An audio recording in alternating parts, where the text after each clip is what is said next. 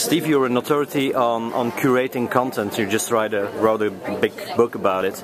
Curating across languages, how do you see that? Because it's not easy.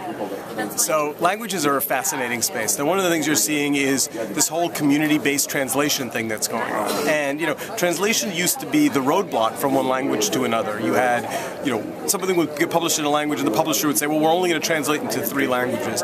But now you've got things like there are a couple of different software packages that basically invite volunteers to come in and translate across multiple languages. So, for example, TED Talks now are in, I think, 40 languages. Is that right? And and what happens is you take an idea and then you translate it, and all of a sudden you see all this information start to get cross-pollinated. So, I think curation, what translation does, the good thing is it shares ideas across cultural boundaries.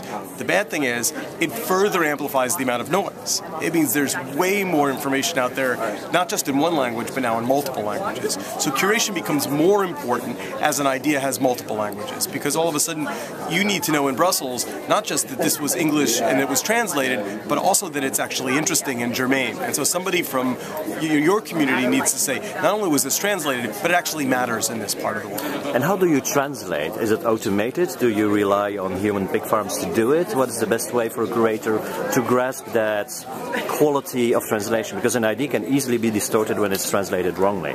So the movement that interests me is open source translation, not machine translation. So, like, for example, .sub. Do you know .sub? So .sub fascinates me because what it essentially says is, in every community, there's some number of people that say, you know what, this idea is so interesting to me that I'd like to share with other people who speak my language.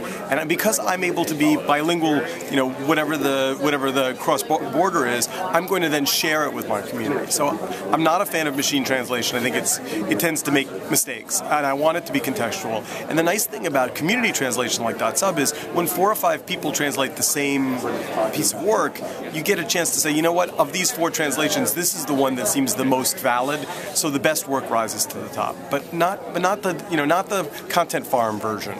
The volunteer version is what interests me. Thanks a lot.